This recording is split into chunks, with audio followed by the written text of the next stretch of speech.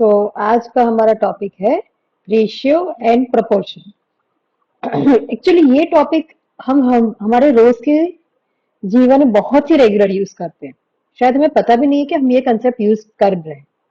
तो पहले हम समझते हैं कि भाई कहाँ और कैसे यूज करते हैं ये चीजें। तो उसके लिए समझने के लिए मैं तुम्हें ये क्वेश्चन दे रही हूँ। आप ये आंसर बहुत इजीली दे पाओगे। क्वेश्चन क्या है? 3 एग्जाम्स हुई है, उसमें हीना और शीना 2 लड़कियां हैं। उन लोगों को ऐसे मार्क्स मिले हैं। हीना को फर्स्ट टेस्ट में 10, शीना 15, सेकंड में हीना 20, शीना 25, हीना को थर्ड में 3 मिले और शीना को 8 मार्क्स मिले। और आपको अब मुझे ये बोलना है कि अगर फोर्थ टेस्ट हुई और उसमें अगर शीना के 20 मार्क्स आए तो हीना के कितने होने चाहिए मार्क्स? क्या लग रहा है आपको, कितने होंगे?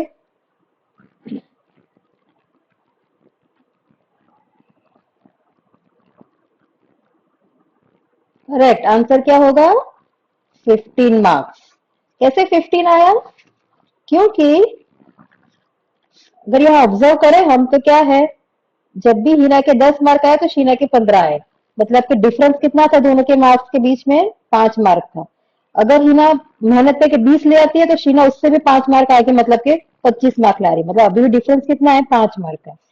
अगर हीना अच्छा नहीं कर रही है, डिफिकल्ट एग्जाम था, शायद 3 मार्क आ, तो वो प्लेस में फिर भी शीना को तो 8 मिले, मतलब फिर भी अभी डिफरेंस 5 का तो रहता ही है। मतलब कुछ भी टाइप के एग्जाम हो, हमेशा हीना जो लाती है उससे 3 मार्क तो हमेशा शीना ज्यादा ले ही आती है। तो हम ये सोच सकते हैं, एग्ज्यूम कर सकते हैं कि अगर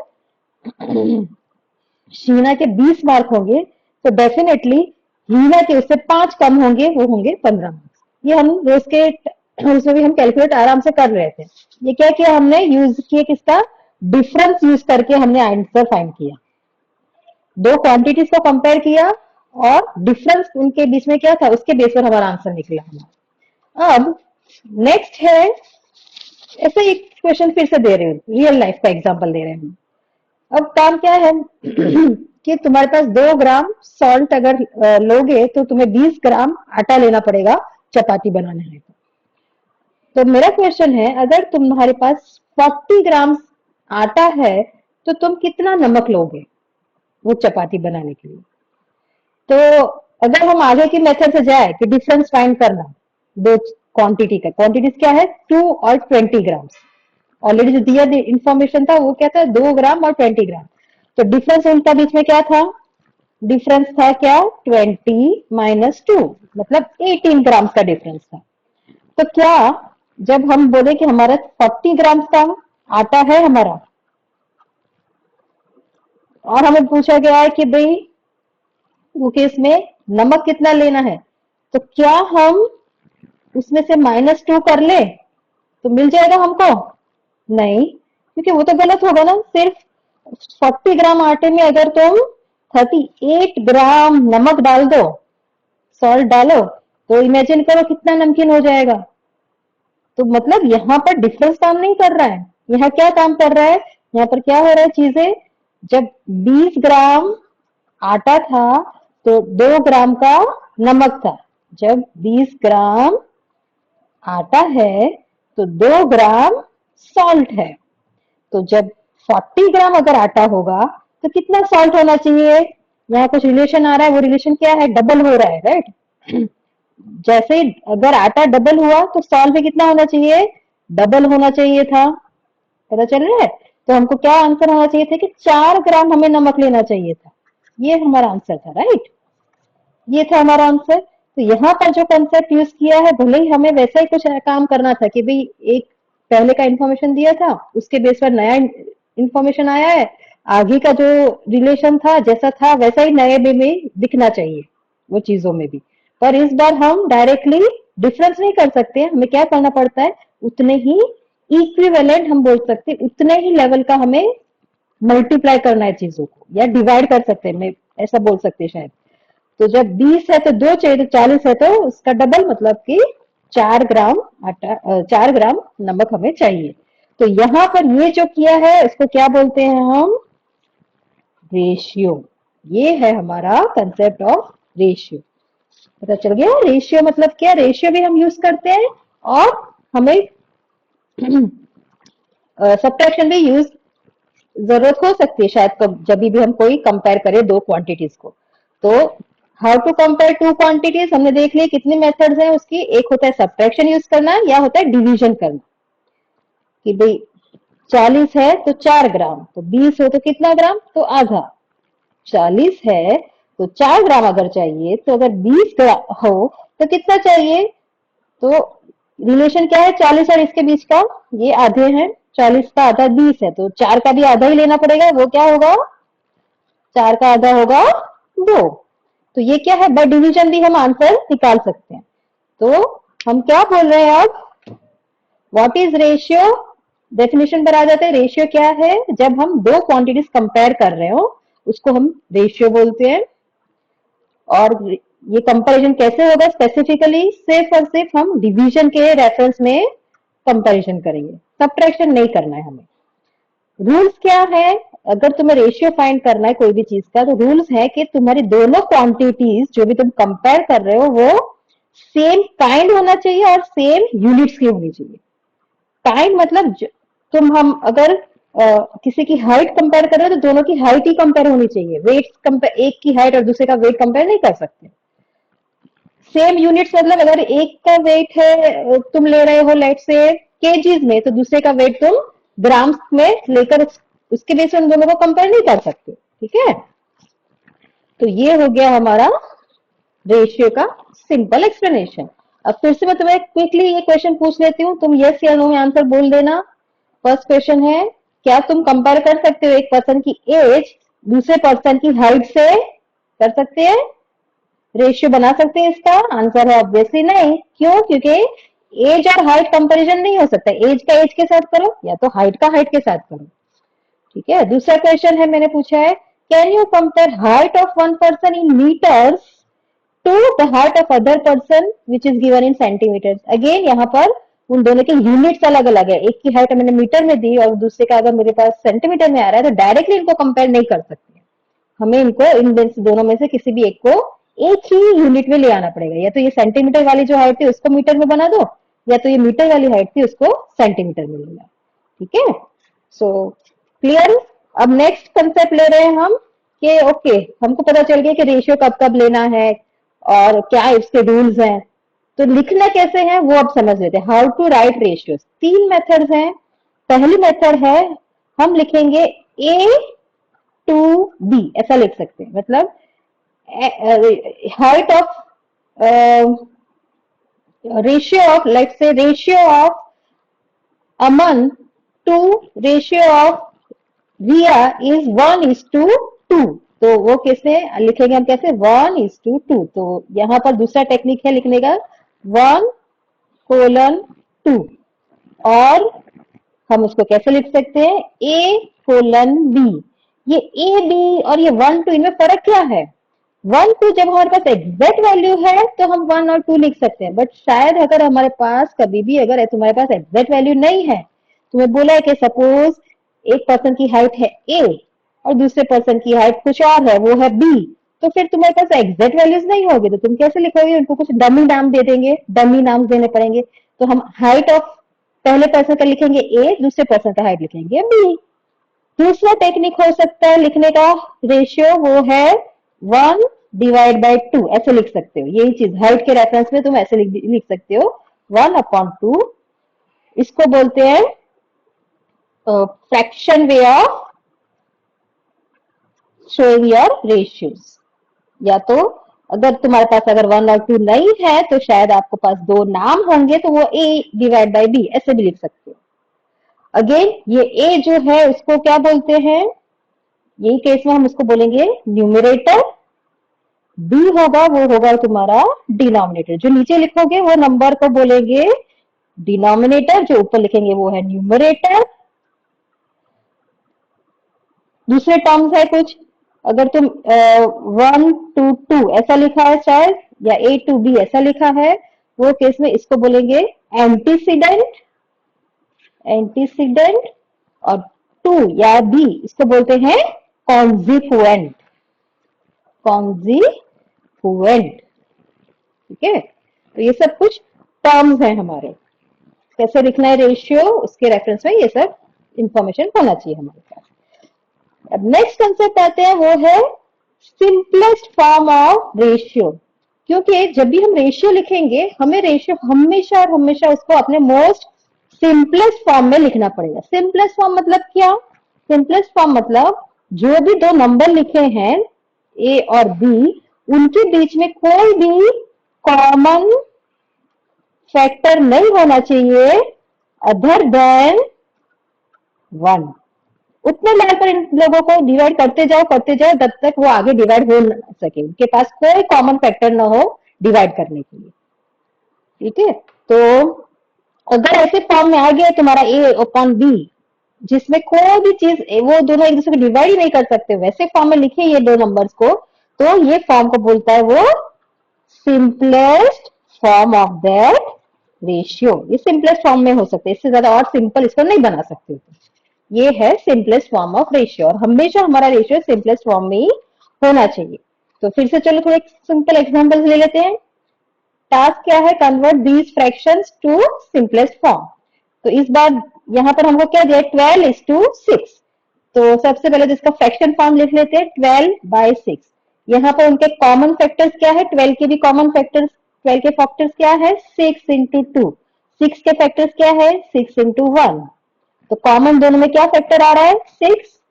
तो 6 फैक्टर कॉमन अगर निकाल दे दोनों में से तो क्या बचेगा दोनों के पास? 2/1। अगेन क्या 2/1 का कोई और कॉमन है? कुछ नहीं है, दोनों के सिंपली 1 1, दोनों के पास सिर्फ 1 ही कॉमन है और कोई कॉमन नहीं है। मतलब हमारा फाइनल आंसर क्या होगा? 2/1। ये हमारा सिंपलेस्ट फॉर्म है रेशियो 12:6 का। राइट। अब दूसरा क्वेश्चन हमको दिया है 80 centimeter divide by 2 meter. 80 centimeter to 2 meter, this is the fraction given. तो अगेन इसको कैसे कर सकते हैं सिंपलेस्ट फॉर्म में? तो सबसे पहले तो ये रेशियो है नहीं, ये रेशियो नहीं है। क्यों नहीं है? क्योंकि यहाँ सेंटीमीटर है और ये मीटर है। तो पहले तो इन दोनों को एक ही यूनिट में लेकर आना पड़ेगा। तो मैं ट्राई करती हूँ एक ही यूनिट में लाना, और वो यूनिट है ये मीटर को सेंटीमीटर में बनाना। अब हमें पता है कि 1 मीटर इक्वल टू कितने सेंटीमीटर? 100। तो इसका मतलब अगर मेरे पास 2 मीटर है तो कितने सेंटीमीटर होगा? सो 2 इंटू 100 मतलब 200 सेंटीमीटर होगा। राइट। तो ये इक्वेशन कैसा बन गया? मतलब 280 डिवाइड बाय 200। अब ये दोनों है सेंटीमीटर में। अब ये रेशियो को सिंप्लीफाई करना पड़ेगा क्योंकि सिंपलेस्ट फॉर्म नहीं है, इसमें बहुत सारे कॉमन फैक्टर्स आ रहे हैं शायद। तो कॉमन फैक्टर निकाल देते हैं, 0 0 तो ऐसे ही निकल जाएंगे डायरेक्टली। फिर 8/20, 8 और 20 का कॉमन फैक्टर्स क्या क्या हो सकता है? सबसे पहले तो 2 कॉमन फैक्टर होगा। तो 2 अगर मैं निकाल दूं दोनों में से तो वो क्या बन जाएगा? 4/10 हो जाएगा। 2 into 4 is 8, 2 into 10 is 20। तो कॉमन फैक्टर 2 निकालूं तो 4/4/10 बचेगा। अभी भी इसमें 2 कॉमन फैक्टर बच रहा है, तो इसको और हम सिंप्लीफाई करते हैं। 2 फैक्टर निकाल दे तो ये हो जाएगा 2/5। अभी कोई और एक्स्ट्रा बच रहा है हमारे पास कॉमन? नहीं। अब 2 और 5 के बीच में कोई और एक्स्ट्रा नहीं है, वो सिर्फ उनके बीच में कॉमन है 1 नंबर। तो ये मतलब हमारा फाइनल आंसर है सिंपलेस्ट फॉर्म। ठीक है। सो दिस इज हाउ कोई भी नंबर दिया है तुम उसका सिंपलेस्ट फॉर्म ऐसे फाइंड कर सकते हो। अपने उसमें से common ratios I mean common factors को निकालते जाओ और फिर सिंपलेस्ट फॉर्म अपने आप मिल जाएगा। Okay, clear. अब नेक्स्ट कंसेप्ट पर जाते हैं, वो है इक्विवेलेंट रेशियो का कंसेप्ट। ठीक है। इक्विवेलेंट रेशियो मतलब क्या? अगर तुम कोई भी रेशियो को मल्टीप्लाई करो या डिवाइड करो बाय सेम नंबर 0 के सिवाय का कोई भी नंबर हो, पर वो नंबर तुम मल्टीप्लाई करो ऊपर और नीचे के नंबर से तुम्हारे फ्रैक्शन में। सपोज फ्रैक्शन है a बाय b, तो a बाय b में तुम अगर a से a को कोई मल्टीप्लाई कर रहे हो 3 से, तो b को भी मल्टीप्लाई करो 3 से, तो जो नया नंबर आएगा वो a और b का इक्विवेलेंट नंबर होगा। अगेन अगर तुम लेट से ए को डिवाइड कर रहे हो 2 से, तो वो केस में बी को भी डिवाइड करो 2 से, और जो रेशियो मिलेगा, नया आंसर नंबर मिलेगा, वो भी कौन सा होगा, एक इक्विवेलेंट रेशियो होगा ए और बी का। ठीक है, तो लेट्स टेक वन एग्जांपल। फिर से एक एग्जांपल करते हैं हम सॉल्व। मुझे फाइंड आउट करके बोलो कि इक्विवेलेंट रेशियो 12 to 11 के कौन से। तो 12 to 11 मतलब क्या, कैसे है ये फ्रैक्शन लिखने का कैसे स्टाइल है, 12/11। तो पहला इक्विवेलेंट रेशियो अगर मैं मल्टीप्लाई करती हूँ बाय 2, मल्टीप्लाई बाय 2 कर रहा हूँ तो भी मुझे एक इक्विवेलेंट मिल सकता है। तो मैं मल्टीप्लाई कर रही हूँ 12 into 2। अगर ऊपर 12 into 2 करना है, नीचे के नंबर को भी into 2 करना पड़ेगा। आंसर क्या मिलेगा, 12 into 2 is 24, 11 to 2 is 22। तो ये क्या है हमारा, ये है इसका इक्विवेलेंट एक और नंबर। अगर मैं इसको मल्टीप्लाई बाय 3 करूं तो क्या आंसर मिलेंगे हमको, 12 into 3 डिवाइड बाय 11 into 3। तो अगेन ये आंसर क्या होगा, 36/33। और ये भी क्या है, एक और इक्विवेलेंट है 12/11 को। तो 12/11 का इक्विवेलेंट ये भी है, ये भी उसके इक्विवेलेंट है, एंड सो ऑन। तो ये सब उसके इक्विवेलेंट रेशियोज हैं। नेक्स्ट, अब हम मूव करते हैं, कंपेयर करना है दो रेशियोज को, उसका भी रिक्वायरमेंट आ सकता है। तुम्हें कंपेयर करने को बोलेंगे कि भाई दो रेशियोज दिए हैं, उसमें से बड़ा रेशियो कौन सा है। तो स्टेप्स क्या करना है आपको, पहले स्टेप में you have to write the ratio in simplest fraction form. Simplest form कैसे करना देख लिया अभी हमने, सिंपलेस्ट फॉर्म में उसको कन्वर्ट कर दो, तुम्हारा जो भी रेशियो दिए है उसको। सेकेंड स्टेप में क्या करना है, वो फ्रैक्शन जो आया जो सिंपलेस्ट फॉर्म का, उसको लाइक फ्रैक्शंस में कन्वर्ट कर दो। लाइक फ्रैक्शंस मतलब जिसके नीचे डिनोमिनेटर जो भी हो वो फ्रैक्शन के, वो दोनों के सेम के सेम डिनोमिनेटर है, तो वो फ्रैक्शन को बोलते हैं लाइक फ्रैक्शंस। तो हमारा जो सिंपलेस्ट फॉर्म मिले, उनको पहले तो लाइक फ्रैक्शंस बना दो और फिर इजीली हम कंपेयर कर पाएंगे, राइट। सो चलो फिर से एक क्विकली एग्जांपल देख लेते हैं। We want to compare which is bigger ratio, 2/3 या 4/5। तो पहला स्टेप क्या है, पहले तो इन दोनों को कन्वर्ट करना है किसमें, एज अ सिंपलेस्ट फॉर्म। पहले तो फ्रैक्शन रेशियो में लिखो ठीक से उसको एज अ फ्रैक्शन फॉर्म। तो ये है कौन से रेशियो में, फ्रैक्शन फॉर्म में, 2/3 और 4/5 ऐसे लिख दिया फ्रैक्शन फॉर्म में। अब उसके बाद इनका सिंपलेस्ट फॉर्म फाइंड करो। ऑलरेडी ये लोग तो अपने ही सिंपलेस्ट फॉर्म में ही है, इनमें कोई और कॉमन फैक्टर तो है ही नहीं। तो अब नेक्स्ट क्या करना है, इनमें से इनके ये दोनों के लाइक फ्रैक्शंस बनाने इनमें से। तो लाइक फ्रैक्शंस है ये, अभी तो नहीं है क्योंकि इसका नीचे 3 है, इसके नीचे 5 है। तो लाइक फ्रैक्शंस बनाने के लिए हमें इन दोनों का एलसीएम फाइंड करना पड़ेगा। तो दिस इज व्हाट, 3 into 5 मतलब 15 है it's LCM, right. So LCM 15, 15 कहाँ से आया, क्योंकि 3 और 5 का कॉमन लोएस्ट कॉमन फैक्टर क्या है, 15। 3 into 5 15 आ रहा है। तो पहले तो इसको लाइक फैक्टर बनाने के लिए हमें नीचे, अगर इसमें ये वाले टर्म में 15 लाना है तो क्या करना पड़ेगा, 3 को मल्टीप्लाई करें 5 से तो 15 आ जाएगा नीचे। तो अगर नीचे के नंबर को 5 से मल्टीप्लाई कर रहे हैं तो वो केस में ऊपर के नंबर को भी 5 से ही मल्टीप्लाई करना पड़ेगा। तो ये बन जाएगा क्या, 2 into 5 10, 15। सेम वे 4/5 है, इसको भी अगर मुझे नीचे 15 लाना है तो क्या करना पड़ेगा, 5 को मल्टीप्लाई करना पड़ेगा किससे, 5 3 ज़ा 15 है तो 3 से मल्टीप्लाई करना है। अगर 3 से नीचे मल्टीप्लाई कर रही हूँ तो ऊपर भी किससे मल्टीप्लाई करना है, 3 से करना है। तो 4 3 4 ज़ा 12, मतलब कि ये आंसर क्या बन गया, 12/15। तो अब कंपेयर कर सकते हैं अब इन दोनों नंबर्स को, हाँ इजीली कर सकते हैं। 10 और ऊपर का नंबर इधर है 10/15, इधर का ऊपर का नंबर है 12/15। अब इनको कंपेयर कर सकते हैं क्योंकि ये लाइक फ्रैक्शन हो गया है। कौन सा बड़ा है और कौन सा छोटा है, ये वाला छोटा है as compared to this one. और ये कौन सा नंबर था, हमने कहाँ से लाया था, 2/3 से आया था, और ये 4/3 से। मतलब अल्टीमेटली हम क्या बोल सकते हैं, it means what, 2/3 is less than 4/5 fraction. तो दो अलग अलग टाइप के रेशियोज को कंपेयर करना है, ये हमारा मेथड है। Easy, good. अब नेक्स्ट कंसेप्ट हमको लेना है, that is the concept of proportion. What is a proportion? What is a proportion? If two ratios are equal, the quantities are said to be in proportion. अगर दो ratios equal हैं तो उनको बोलेंगे कि वो proportion में है।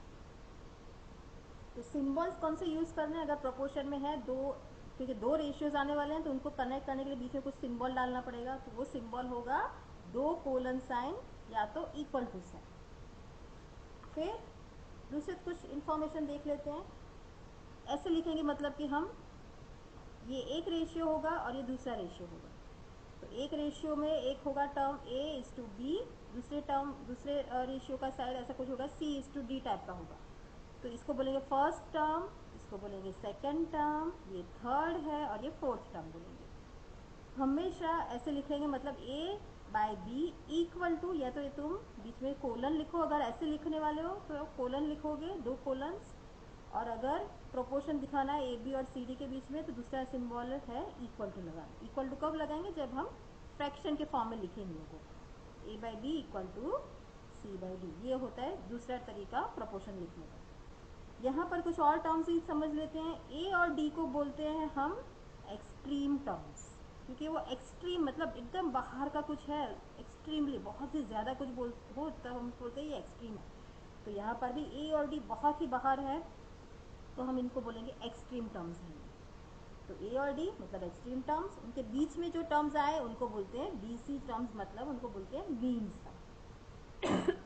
ठीक है, सिंपल।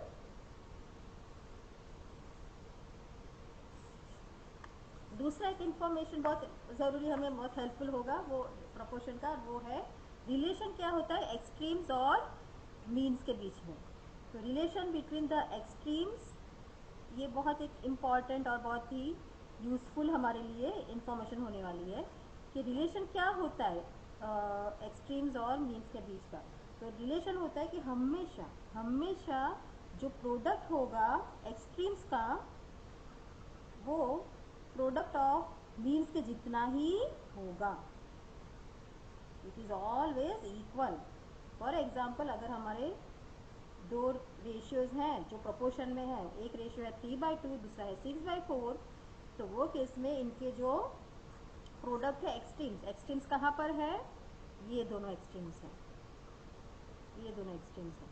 तो एक्सट्रीम्स का प्रोडक्ट क्या है? 3/4। और मीन्स कहाँ पर है? 2/6। तो इनका भी मल्टीप्लिकेशन करें तो प्रोडक्ट मिलता है वो है 2/6।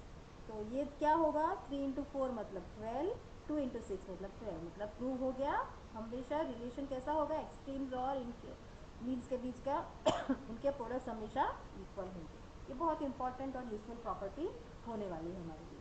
ठीक है, ओके। अब नेक्स्ट कंसेप्ट है यूनिटरी मेथड। ये भी एक बहुत ही यूजफुल मेथड होगा हमारे लिए। कई बार ऐसे क्वेश्चंस आएंगे कि जिसमें हमें कुछ अननोन वैल्यू ढूंढनी हो, फ्रैक्शन दिया होगा, कुछ रेशियो दिया होगा, पर एक चीज़ मिसिंग होगी और हमें वो ढूंढनी होगी। तो वो केस में ये टेक्निक बहुत हेल्पफुल होने वाली है। तो क्या टेक्निक है? पहले स्टेप में क्या करना है? You have to find value of a single unit. तुम्हें एक सिंगल यूनिट की वैल्यू पहले फाइंड करनी है। बहुत सारी वैल्यूज दिया होगा कंबाइंडली, उसमें से एक यूनिट का वैल्यू कितना होगा वो फाइंड करना। तो वो कैसे फाइंड कर सकते हो? तुम डिवीजन से फाइंड करोगे। पहले स्टेप में हमेशा तुम्हें डिवाइड करना होगा। सेकेंड स्टेप इसका मेथड का है मल्टीप्लिकेशन करना। मल्टीप्लिकेशन करने के लिए क्या करना पड़ेगा? तुम्हें जो भी वो सिंगल यूनिट का आंसर मिला था उसको मल्टीप्लाई करो जितना भी तुम्हें फाइनल आंसर में यूनिट चाहिए उसके अकॉर्डिंग। तो दो स्टेप्स सिंपल, अभी सिर्फ ये याद रखो कि पहले स्टेप में तुम्हें डिवाइड करना होगा कुछ और सेकेंड स्टेप में मल्टीप्लाई करना। यूनिटरी मेथड वो है जिसमें ऐसा कुछ करना है, पहले डिवाइड फिर मल्टीप्लाई। ठीक है, ये याद हो गया। अब सिंपल एक क्वेश्चन ले लेते हैं कि कहाँ ये यूज होगा। एग्जाम्पल है यूनिटरी मेथड यूज करके क्या करना है, फाइंड करो ये answer. If a man walks 7 kilometers in 2 hours, how far can he reach in 8 hours? तो जब 7 किलोमीटर उसको चलना है तो उसको 2 घंटे लग रहे हैं। क्वेश्चन है कि अगर वो 8 घंटे चलेगा तो कहाँ पहुँच पाएगा। सो यहाँ पर पहले तो हमें 8 घंटे के लिए आंसर चाहिए, तो पहले तो हम फाइंड करेंगे कि 1 घंटे में वो किधर तक पहुँच सकता है। तो क्या करना है, मतलब अगर 7 किलोमीटर इसको 2 घंटे चाहिए तो 1 घंटे में वो कहाँ जा पाएगा, राइट। मतलब 7 अगर 2 है तो 1 में कितना वैल्यू आना चाहिए, कितना रेशियो है उसका। तो आंसर कैसे लाना है, इसको मल्टीप्लाई कर सकते हैं हम। सो 7 इंटू 1 डिवाइड बाई 2, ये क्या होगा, इतना किलोमीटर होगा, राइट। ये फाइंड कर रहे थे ना, ये किलोमीटर था और ये क्या था, आवर्स थे। तो ये फाइंड किया, मतलब ये क्या हुआ, 7 इंटू 1/2 किलोमीटर। मतलब अब डिवाइड कर लिया, आंसर मिल गया 7/2 किलोमीटर। अब हमें फाइंड करना है क्या, 8 आवर्स में वो कितना चल पाएगा, 8 आवर्स में वो कहाँ तक पहुँच पाएगा। तो अब क्या है, अगर 1 किलोमीटर में वो 7/2 सॉरी 1 आवर, सॉरी यहाँ 1 आवर्स में अगर वो 7/2 किलोमीटर चल पाया तो 8 में कितना चलेगा, सिंपल है, क्या है आंसर, कितना चलेगा वो सिंपली। और देखो वन मोर पेज, यहाँ ख़त्म हो गया मेरा पेज। तो कितना चलेगा वो, मल्टीप्लाई करना है अभी, 8 इंटू 7/2। तो ये क्या होगा, सिंप्लीफाई करो इसको, 2 4 ज़ा 8, तो 4 इंटू 7 बचता है, 4 7 ज़ा 7 4 ज़ा 28, 28 क्या, 28 क्या, आवर्स।